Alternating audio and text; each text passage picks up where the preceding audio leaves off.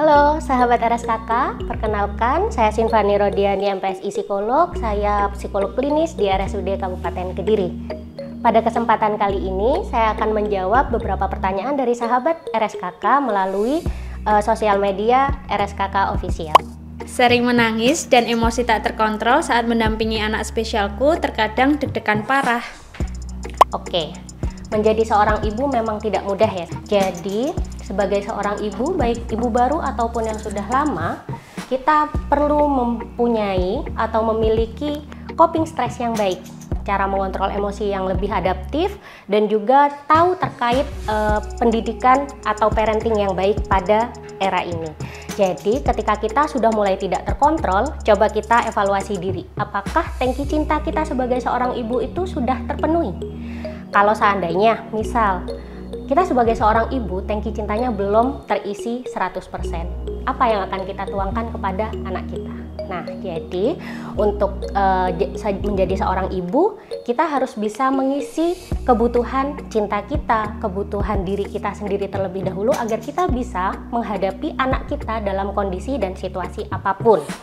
Salah satunya adalah kita boleh kok untuk meminta tolong kepada keluarga terdekat, terutama kepada suami. Misal kita butuh bantuan apapun, komunikasikan dengan suami kita terkait apa yang harus kita komunikasikan dengan suami. Kita butuh bantuan apa, boleh, sangat boleh. Jadi menjadi seorang ibu itu memang harus kuat, tapi kita tidak boleh berpura-pura kuat. Jadi kalau seandainya kita sudah mulai nih ngerasa kok emosiku jadi kurang stabil ya, kok aku jadi gampang marah ya sama anakku, terlebih ketika kita menjadi ibu dari anak yang spesial, kita harus bisa mengevaluasi diri kita, belajar juga terkait bagaimana cara menjadi seorang ibu yang lebih baik.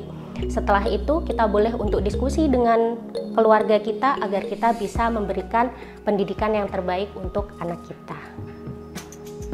Apa yang bisa masyarakat lakukan agar meminimalisir kemungkinan terjadinya bunuh diri di sekitarnya?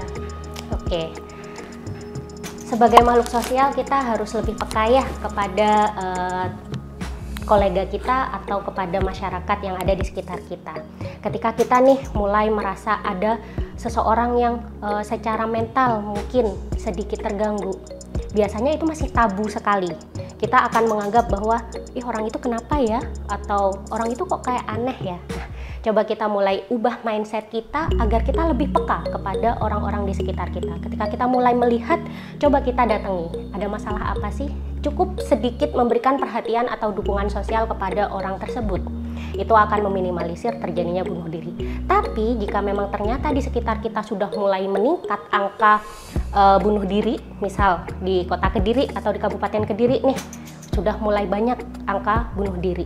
Kita bisa kok untuk mulai memberikan psikoedukasi ke orang-orang terdekat melalui media sosial bisa, atau mungkin bisa kita memberikan psikoedukasi ke sekolah-sekolah terkait pentingnya menjaga kesehatan mental. Karena apa?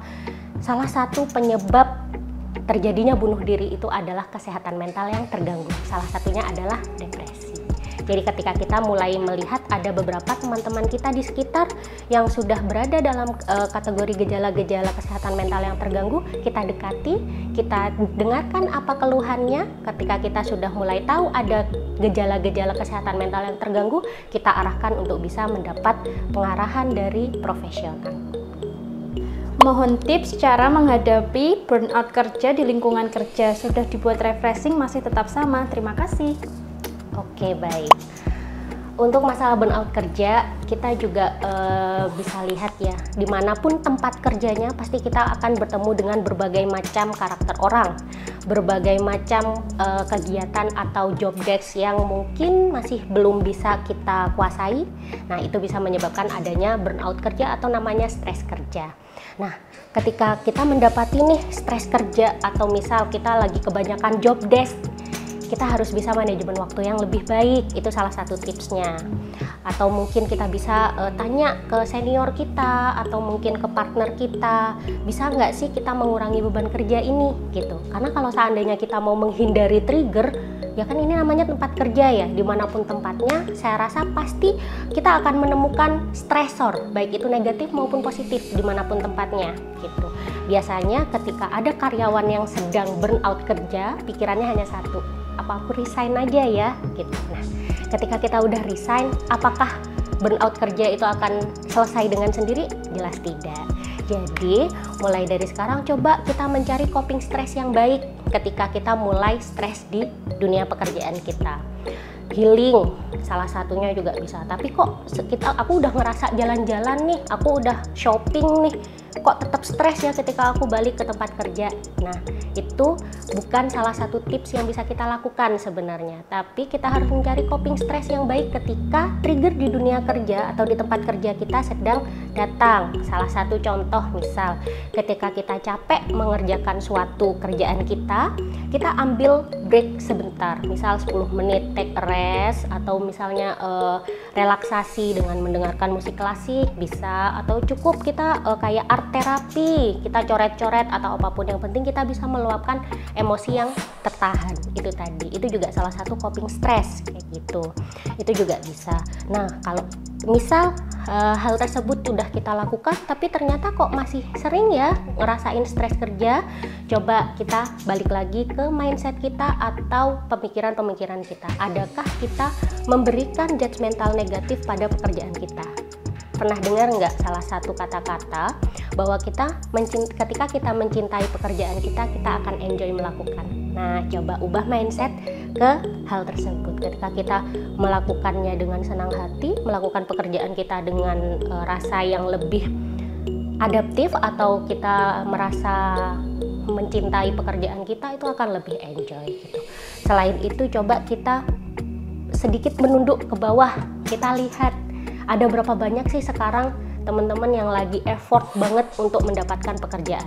Bisa jadi pekerjaan yang menurut kita ini adalah stresor paling besar dalam hidup kita adalah pekerjaan yang diidam-idamkan sama teman-teman kita. Nah, itu juga menjadi salah satu motivasi kita ketika kita sedang burnout kerja. Kalau misalnya ternyata stres kerja kita ini sudah mulai parah banget nih sampai mengganggu, kayak kita sudah mulai hilang fokus, hilang kendali, emosi tidak stabil, atau mungkin malah kita menjadi prokrastinasi, tidak menyelesaikan pekerjaan dengan baik, coba kita mulai konsultasi dengan psikolog. Itu akan membantu kita meringankan beban-beban stres kerja yang mungkin sudah menumpuk di beberapa saat yang lalu gitu. Cara mengatasi PTSD kompleks gimana ya, Kak? Oke, sebelumnya mungkin untuk yang bertanya ini saya balik tanya dulu deh, sahabat RSKK ini tahu sedang mengalami PTSD kompleks dari mana ya? Apakah memang sudah mendapat diagnosa dari psikolog klinis atau dari psikiater, atau hanya diagnosa dari Google? Nah, kita harus bisa meminimalisir atau malah menghapus namanya self diagnose nih sahabat RSKK. Self diagnose itu sangat berbahaya sekali. Ketika kita misal contohnya ngetik nih di Google, kenapa ya aku jadi gampang nangis, kenapa ya aku jadi tidak pernah nafsu makan misal selama 3 hari, pasti yang keluar udah ngeri tuh, depresi lah, kecemasan lah, GAD lah, atau bahkan ada gejala-gejala ke skizofrenia. Nah, ketika kita mendapatkan self diagnose dari situ, pasti kita mulai panik gitu. Akhirnya yang awalnya hanya gejala saja tiba-tiba muncul diagnosa yang sebenarnya. Nah, itu yang harus dihindari. Tapi kalau misalnya sahabat RSKK tadi yang bertanya memang sudah mendapat diagnosa dari psikolog klinis ataupun dari psikiater, mungkin tipsnya adalah yang pertama, rutin minum obat. Kalau memang mendapat dari psikiater, itu harus rutin minum obat. Jangan sekarang minum, besoknya enggak, karena kan di situ sudah ada dosis yang dicatat ya. Terus yang kedua, misal butuh adanya psikoterapi, misal ya harus dijalankan, harus rutin, komitmen dengan diri sendiri. Karena kalau seandainya kita menjalankannya itu setengah-setengah, saya rasa gejala PTSD itu tidak akan menurun, karena gejala PTSD itu sangat kompleks sahabat RSKK. Jadi daripada kita mengalami kecemasan secara terus-menerus ketika kita bertemu dengan trigger trauma psikologi sebelumnya, akhirnya menimbulkan masalah-masalah perilaku, masalah emosi, masalah kognitif. Jadi mending kalau seandainya memang sudah mendapat diagnosa dari psikiater atau psikolog klinis dan sedang menjalani terapi, baik psikoterapi maupun psikofarmakoterapi, dilakukan dengan baik, karena itu akan meringankan gejala-gejala PTSD yang sedang sahabat RSKK rasakan, akhirnya kita bisa beradaptasi dengan sosial yang lebih baik. Oke, baik, terima kasih sebelumnya untuk sahabat RSKK yang sudah bertanya di Q&A RSKK Official. Mohon maaf ya apabila ada beberapa pertanyaan yang belum bisa terjawab, mungkin bisa di next project dari RSKK, atau mungkin kalau seandainya dari sahabat RSKK ada yang mau langsung konsultasi dengan saya, boleh langsung datang ke Polipsikologi RSKK atau RSUD Kabupaten Kediri di jadwal hari Senin sampai hari Kamis jam 8 pagi sampai jam 12 siang, dan hari Jumat dari jam 8 pagi sampai jam 10 siang. Atau mau poli sore bisa, kita ada poli sore setiap hari Selasa dari jam 3 sampai jam 4 sore. Oke, sekian dari saya ya, terima kasih, dadah.